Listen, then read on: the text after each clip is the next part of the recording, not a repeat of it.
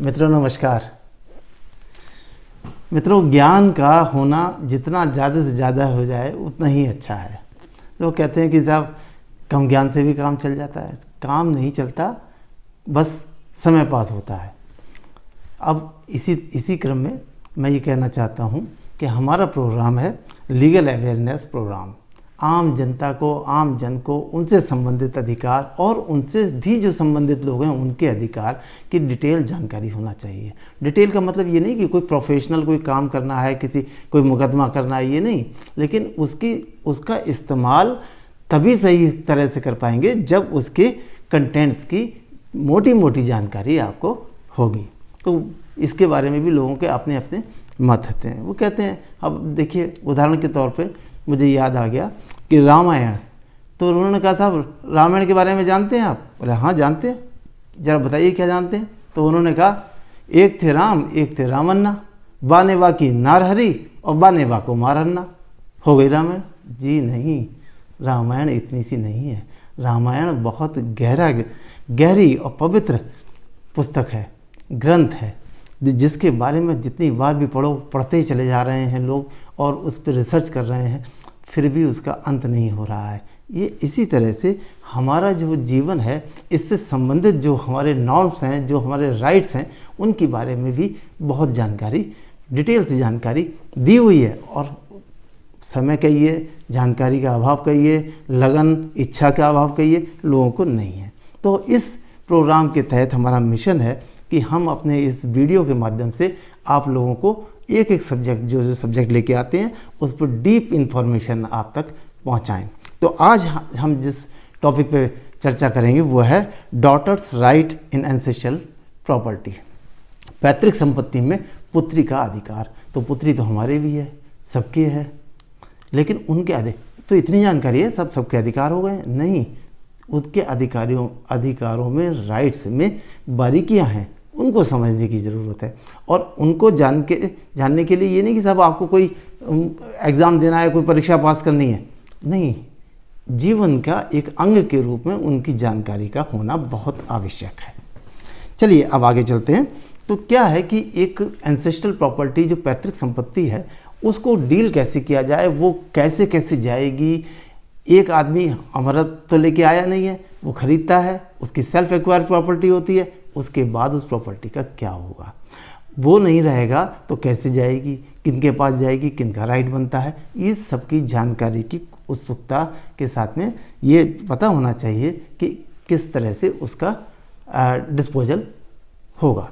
तो इसके लिए एक हिंदू सक्सेशन एक्ट 1956 में आया और जिसमें यही सारी व्यवस्था की गई कि साहब एक एंसेस्ट्रल प्रॉपर्टी किसी जो खरीदार है, उसके बाद जो एंसेस्ट्रल प्रॉपर्टी हो जाती है नेक्स्ट जनरेशन के लिए, या जो चली आ रही है 5 जनरेशन। कौन सी एंसेस्ट्रल प्रॉपर्टी से मेरा मतलब है?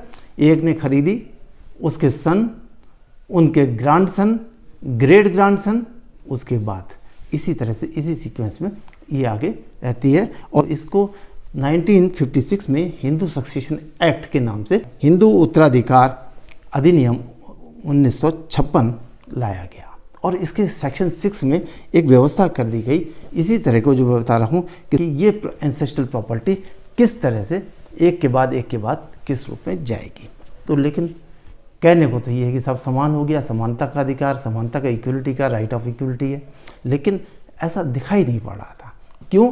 क्योंकि इस एक्ट की सेक्शन 6 में जो व्यवस्था की गई उसमें ये कहा गया कि ज्वाइंट हिंदू फैमिली, और ये भी मैं क्लियर कर दूं, जो हिंदू सक्सेशन एक्ट है ये हिंदू, बौद्ध, जैन धर्म, सिख धर्म सब पर समान रूप से ये लागू होगा। तो अब इसमें क्या कहा गया कि साहब जो प्रॉपर्टी किसी एक आदमी के द्वारा खरीदी गई है, वो उसके ख़त्म हो जाने के बाद, उसकी डेथ के बाद वो प्रॉपर्टी किन लोगों में जाएगी? वो जाएगी उसके सन के पास, सन के बाद ग्रैंडसन और ग्रैंडसन के बाद ग्रेट ग्रैंडसन। ये एक व्यवस्था 1956 में बनाई गई। तो इसमें फैमिली जो होती है, ज्वाइंट हिंदू फैमिली, उसमें तो डॉटर भी है, सन भी है, डॉटर का हस्बैंड भी है, सन की वाइफ भी है, ये सब लोग उसके ज्वाइंट हिंदू फैमिली के एक मेंबर होते हैं।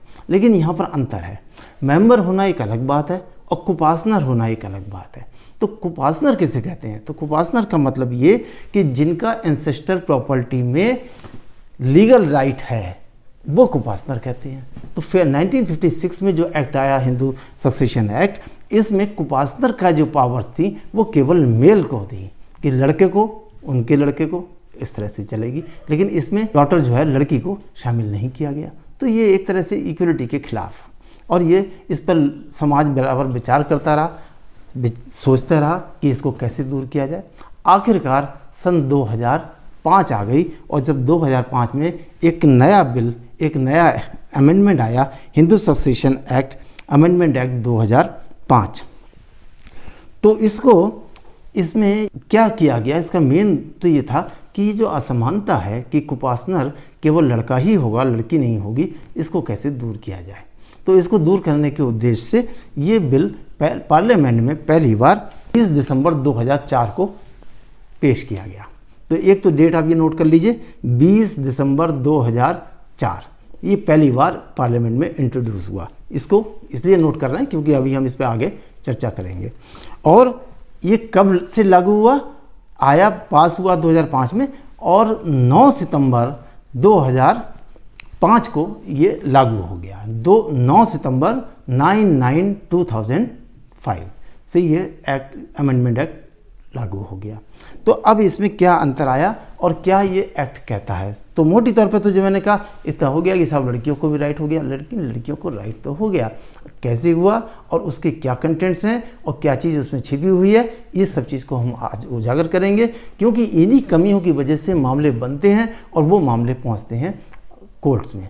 तो एक बड़ा ही इम्पॉर्टेंट मामला इसी तरह का इसका पहुंचा सुप्रीम कोर्ट में, और सुप्रीम कोर्ट के 3 जजों की एक बेंच ने इस पे पूरा डिटेल ऑर्डर पास किया, 121 पन्ने का ऑर्डर पास किया, जिस पे मैं अभी आपके शॉर्ट में चर्चा करूंगा आगे।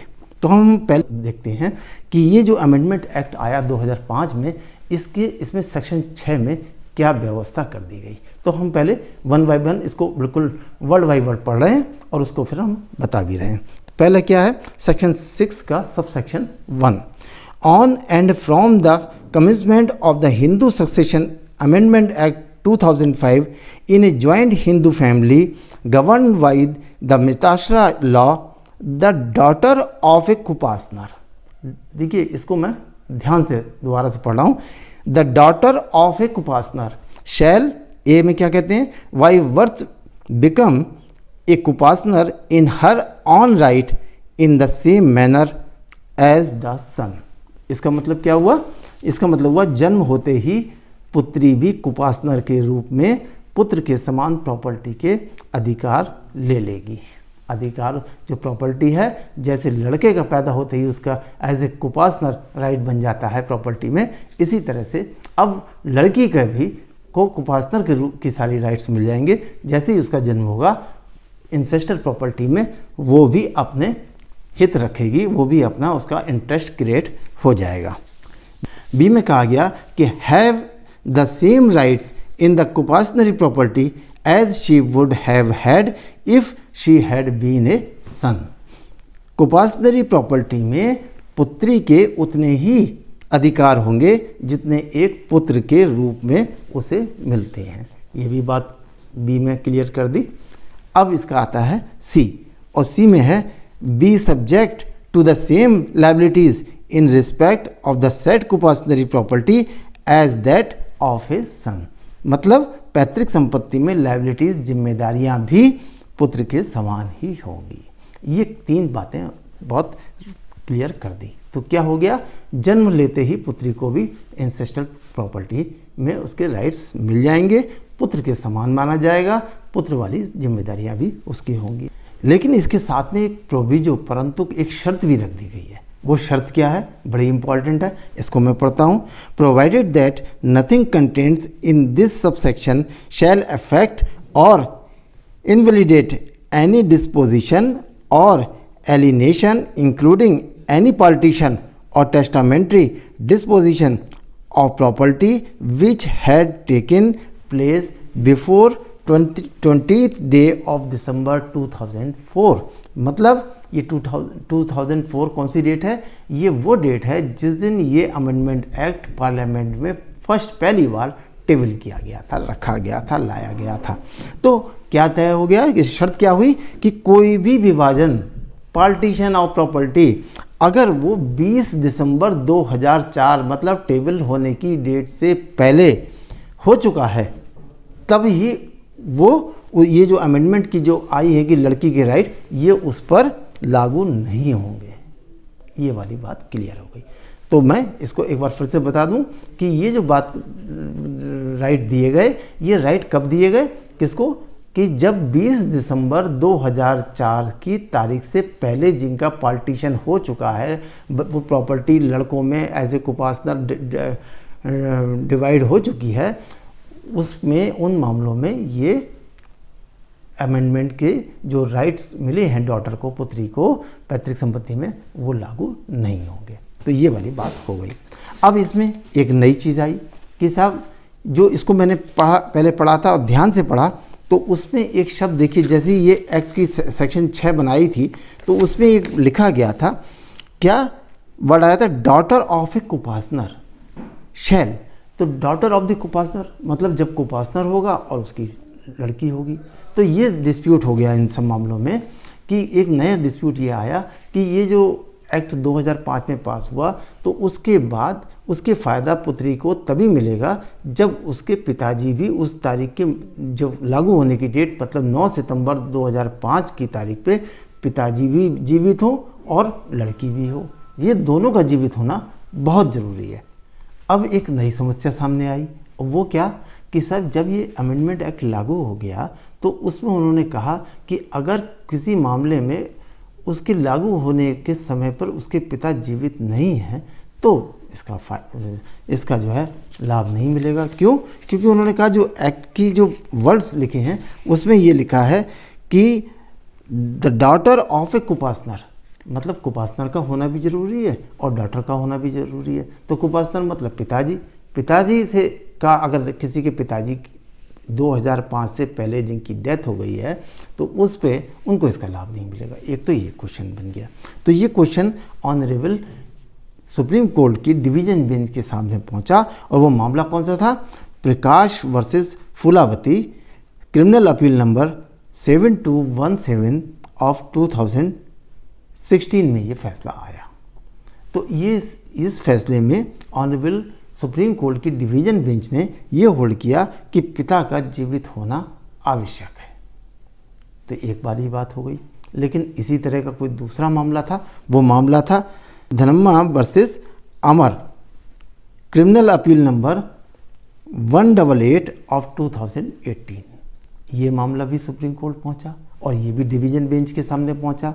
इसमें डिवीज़न बेंच ने अपना थोड़ा सा चेंज कर दिया, अपना जो विचार था वो क्या कर दिया कि उन्होंने कहा कि पिता का जीवित होना आवश्यक नहीं है अगर इस एक्ट के अमेंडमेंट एक्ट के लागू होने की तारीख 9/9/2005 को अगर किसी के पिता पहले से जीवित नहीं है तब भी उस डॉटर को अपना राइट प्रॉपर्टी में एज इट इज़ मिलेगा जैसा कि उस लड़के होने पे मिलता है। तो अब ये दूसरा, इसमें तो कॉन्फ्लिक्ट हो गया। एक डिवीज़न बेंच का फैसला दूसरा था और ये वाला फैसला दूसरा आ गया। अब ये मैटर रेफ़र हो गया, इस तरह के 3-4 बल्कि 7 कहिए 7 मैटर्स इसमें आए और ये सारे इन मैटर्स को इकट्ठा करके क्लब करके ऑनरेबल सुप्रीम कोर्ट ने एक 3 जजों की बेंच बनाई और उनके सामने एक मामला आया। वो मामला है Vinita Sharma versus Rakesh Sharma, criminal appeal diary number 32601 of 2018। इसमें 3 जजों ने इसको सुना, 121 पन्ने का अपना ऑर्डर डिटेल पास किया और उसमें बहुत जो कमियां, इसमें जो डाउट्स थे उनको साफ कर दिया। अब हम इसको इनके जो इतने बड़े फैसले के जो कंटेंट्स हैं, जो इसका जिस्ट है, वो मैं आपको पढ़ के सुनाता हूँ। क्या है? Number 1, the provisions contained in substitute section 6 of Hindu succession act 1956 confer status of co-partner on the daughter born before or after amendment in same manner as son with same rights and liabilities. तो बिल्कुल ये कि साहब इसमें अब daughter को भी एक सन की तरह से बिल्कुल वही अधिकार और उसकी लायबिलिटीज़ होंगी, ये बात बिल्कुल क्लियर हो गई। दूसरा, the rights can be claimed by the daughter born earlier with effect from 9/9/2005 with saving as provided in section 6(1) as to the disposition or alienation, partition or testamentary disposition which had taken place before 20th day of December 2004। तो अगर वो partition पहले हो गया है, 20 दिसंबर 2004 से पहले partition हो गया है, तो वो पार्टीशन बिल्कुल भी डिस्टर्ब नहीं होगा। क्यों? क्योंकि उस पार्टीशन में लड़कियों को राइट प्रॉपर्टी मिली नहीं, क्योंकि वो कुपासना नहीं थी और 1956 का एक्ट के हिसाब से वो लड़कियों का राइट नहीं था। तो अगर 20 दिसंबर 2004 से पहले किसी प्रॉपर्टी का डिवीज़न हो गया और उसमें लड़कियों को राइट नहीं मिला, तो वो नहीं मिलेगा। ये कब मिलेगा? अगर उस प्रॉपर्टी का जो पहले की भी है कोई बात नहीं, लेकिन उसका डिवीज़न नहीं हुआ था और डिवीज़न 20 दिसंबर 2004 के बाद हुआ, तभी इसमें लड़कियों को राइट मिलेगा। जो ऑलरेडी पहले से डिवीज़न हो चुका है वो डिस्टर्ब नहीं किया जाएगा। फिर बात थर्ड में लिखा, since the right in coparcenary is by birth, it is not necessary that father coparcener should be living as on 9/9/2005। ऐसा कोई आवश्यकता नहीं है, ऐसा कोई ज़रूरी नहीं है कि 9/9/2005 को इस अमेंडमेंट एक्ट के लागू होने की तारीख पर जिसके पिताजी का जीवित होना ज़रूरी है। अगर वो नहीं भी है तब भी डॉटर को मिलेगा। ये तीन बातें क्लियर इसमें मेन रूप से कर दी गई। अब इसमें एक बात ये हो गया कि इसको जो इसमें एक नई समस्या बन जाएगी। वो समस्या क्या बन जाएगी कि लोग कहेंगे कि साहब हमारा तो पार्टीशन हो गया था। कहाँ है भाई पार्टीशन? बोले पार्टीशन ओरल हो गया था, हमने तो लोगों ने बैठ करके आपस में भाइयों ने कर लिया था। जी नहीं, इसके लिए भी ऑनरेबल सुप्रीम कोर्ट के इस डिसीजन में एक बिल्कुल स्पष्ट बात कर दी। वो भी मैं पढ़ता हूँ आगे क्या कहते हैं। In view of the rigour of the provisions of explanations to section 6 within bracket 5 of the Act 1956, a plea of oral partition cannot be accepted as the statutorily recognized mode of partition affected by a deed of partition duly registered under the provision of the Registration Act 1908 or affected by a decree of a court। तो ये कहा कि साहब 2005 से पहले बोले कि सब पार्टीशन हो गया था इसलिए लड़कियों को नहीं मिलेगा, हमने तो पार्टीशन भाइयों ने बांट लिया था, बहन का नहीं दिया था। नहीं नहीं नहीं नहीं, ये ओरल पार्टीशन एक्सेप्टेबल नहीं होगा। अब इसके लिए क्या हो कि वो पार्टीशन बाकायदा रजिस्टर्ड हो, रजिस्ट्रेशन एक्ट 1908 के तहत रजिस्ट्रेशन जो रजिस्टर्ड करने वाली बॉडीज़ हैं उनमें रजिस्टर्ड होना चाहिए, ये कोर्ट की डिक्री होनी चाहिए उस तारीख से पहले की, तभी इसको ये माना जाएगा कि ये पार्टीशन हो गया है। ओरल एक्सेप्ट नहीं होगा। तो अब ये वाली बात भी क्लियर हो गई कि ये नहीं कहा जा सकता कि साहब 20 दिसंबर 2004 से पहले हमारा तो भाइयों में पार्टीशन हो गया था इसलिए बहन को कोई राइट नहीं मिलेगा। अब तो पूरा राइट मिलेगा। या तो वो पार्टीशन हो गया था तो वो रजिस्टर्ड पार्टीशन होना चाहिए तो वो दिखाई दीजिए, अदरवाइज़ या कोर्ट की डिग्री हो भाइयों के बीच में पार्टीशन की, तब भी ठीक है, तब भी चलेगा।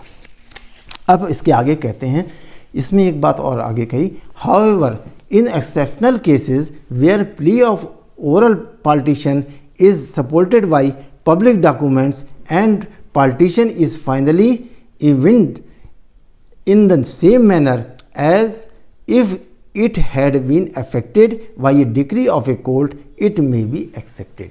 तो ये भी वाली बात बिल्कुल क्लियर हो गई। आगे इसमें लिखा है कि ए plea of partition based on oral evidence alone cannot be accepted and to be rejected outrightly। प्रथम दृष्टया देखते ही उसको ख़त्म कर दिया जाएगा, नहीं माना जाएगा, स्वीकार नहीं किया जाएगा।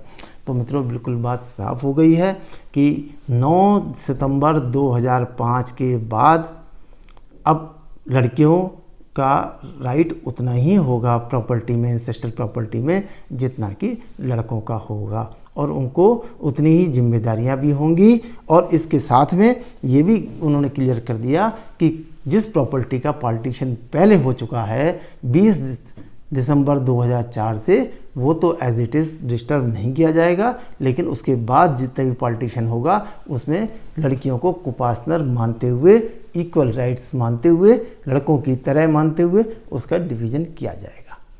तो मुझे उम्मीद है कि मित्रों आज की ये जो जानकारी है ये बहुत ही उपयोगी और बहुत ही आवश्यक आप लोगों के लिए होगी और आप लोगों को पसंद भी आएगी। नमस्कार।